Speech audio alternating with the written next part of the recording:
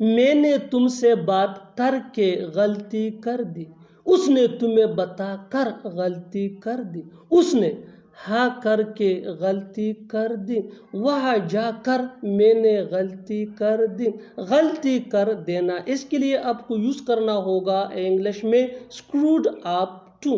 आइए complete structure देखते हैं। सब्जेक्ट प्लस हेल्पिंग वर्ब, जिसको ऑक्सिलरी वर्ब भी कहा जाता है, ये टेंस या सब्जेक्ट के मुताबिक होता है, प्लस स्क्रूड अप टू ये हमारा स्ट्रक्चर है, विच मीन गलती कर देना, प्लस V1 यानी first form of verb plus other words. अच्छी तरह समझने के लिए कुछ मिसालें देखते हैं। मैंने तुमसे बात करके गलती कर दी। I screwed up to talk to you. I screwed up to talk to you. आइए ये सब्जेक्ट प्रोनाउन है, विच मीन में स्क्रूड अप टू ये हमारा स्ट्रक्चर है, विच मीन गलती कर देना। टॉक ये V1 है यानी first form of verb, which mean बात करना। बिल्कुल फार्मूले को हमने स्टेप बाय स्टेप फॉलो किया। Next example for better understanding. उसने तुम्हें बताकर गलती की। He screwed up to tell you. He screwed up to tell you। He ये सब्जेक्ट प्रोनाउन है, विच मीन वो, और ये मेल को रिप्रेजेंट करता है, यानी हम ही को मुज़क्कर के लिए इस्तेमाल करते हैं। स्क्रूड अप टू मीन गलती कर देना। टेल ये V1 है यानी first form of verb, which mean बताना। यू ये यहाँ ऑब्जेक्ट प्रोनाउन है, विच मीन तुम्हें। Next example for better understanding. उसने हाँ करके गलती कर दी। ही स्क्रूड अप टू से yes. He screwed up to say yes। से ये V1 है यानी first form of verb, which mean कहना। Next example for better understanding. वहाँ जाकर मैंने गलती कर दी। I screwed up to go there. I screwed up to go there. Go ये V1 है यानी first form of verb, which mean जाना, और देयर मीन वहाँ। One more example for better understanding. तुमने ना करके गलती कर दी। You screwed up to say no. You screwed up to say no. You ये यहाँ सब्जेक्ट प्रोनाउन है, विच मीन तुम। Next example for better understanding. तुमने उसे डांट कर गलती कर दी। You screwed up to scold him. You screwed up to scold him. Scold mean डांटना, हिम ये ऑब्जेक्ट प्रोनाउन है ही का, विच मीन उसे। Next example for better understanding. उसने वो दरख्त काट कर गलती कर दी। He screwed up to cut that tree. He screwed up to cut that tree. Tree mean दरख्त। और आखिर में ये सेंटेंस आपके लिए कॉमन सेशन में इसका जवाब जरूर देना। तुमने पढ़ाई छोड़कर गलती कर दी। गुस्से में आकर उसने मुझे गाली दी। गुस्से में आकर वो चली गई। गुस्से में आकर उसने मुझे थप्पड़ मारा। गुस्से में आकर वो चिल्लाता है। इन जुमलों में हम कह रहे हैं गुस्से में आकर, इसके लिए आपको यूज़ करना होगा इंग्लिश में इन anger.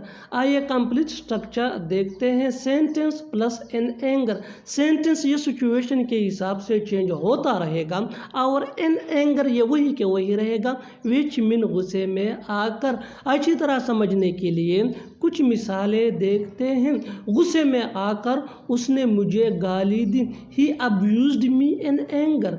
He abused me in anger. He abused me ये सिचुएशन के हिसाब से सेंटेंस है, विच मीन उसने मुझे गाली दी इन एंगर, गुस्से में आकर। बिल्कुल स्ट्रक्चर को हमने फॉलो किया। Next example for better understanding. गुस्से में आकर वो चली गई। She went in anger. She went in anger. She went वो चली गई, ये सिचुएशन के हिसाब से सेंटेंस है।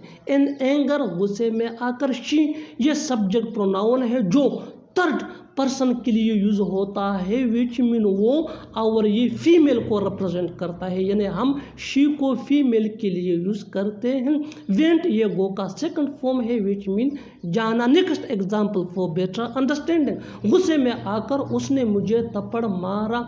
ही slapped me in anger. He slapped me in anger. One more example for better understanding. गुस्से में आकर वो चिल्लाता है। He shouts in anger. He shouts in anger.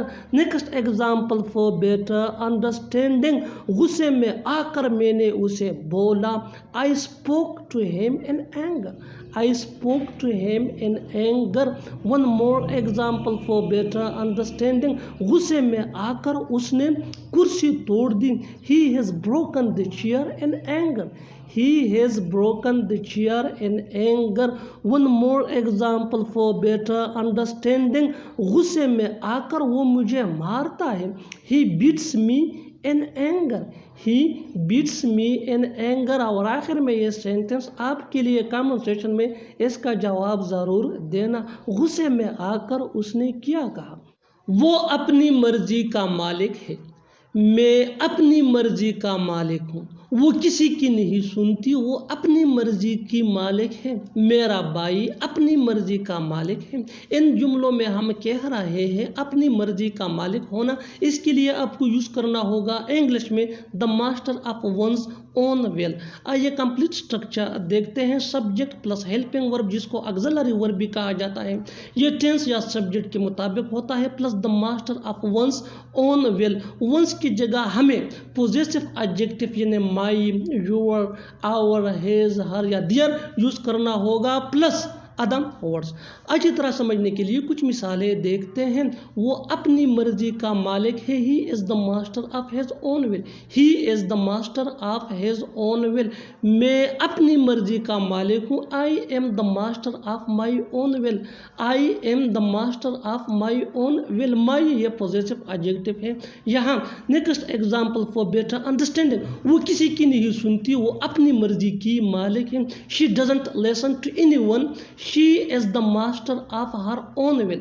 She doesn't listen to anyone. She is the master of her own will. Next example for better understanding. मेरा भाई अपनी मर्जी का मालिक है. My brother is the master of his own will. My brother is the master of his own will. Next example for better understanding. क्या तुम अपनी मर्जी के मालिक हो? Are you the master of your own will? Are you the master of your own will? One more example for better understanding. अच्छी तरह समझने के लिए एक और मिसाल देखते हैं. वो अपनी मर्जी का मालिक था. He was the master of his own will. He was the master of his own will. और आखिर में ये सेंटेंस आपके लिए कमेंट सेक्शन में इसका जवाब ज़रूर देना. तुम अपनी मर्जी के मालिक नहीं हो. खाना खाने में ज़्यादा वक्त नहीं लगेगा. वहाँ पहुँचने में ज़्यादा वक्त नहीं लगेगा.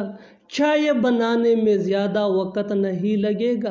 घर साफ करने में ज़्यादा वक्त नहीं लगेगा. इन जुमलों में हम कह रहे हैं ज़्यादा वक्त नहीं लगेगा. इसके लिए आपको यूज़ करना होगा इंग्लिश में it will not take much time. आइए कंप्लीट स्ट्रक्चर देखते हैं. It will not take much time plus to plus V1 यानी first form of verb plus other words. अच्छी तरह समझने के लिए कुछ मिसालें देखते हैं.